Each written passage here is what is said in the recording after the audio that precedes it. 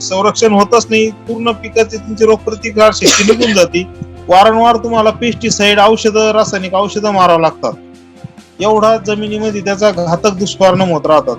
तसं त्याच्या उलट आपण जर 100% नैसर्गिक शेती जर चालू केली, 100% नैसर्गिक शेती करत असताना त्यावेळेस आपण ज्यावेळेस जीवामृताचा सतत वारंवार वापर करतो, घनजीवामृताचा वापर करतो, वारंवार जमिनीतला ह्युमस वापरतो, ह्युमस वाढवतो, कर्बाचं प्रमाण वाढवतो जमिनीतलं, तर त्या जीवाणू निर्मिती सगळ्यात जास्त निर्माण होते.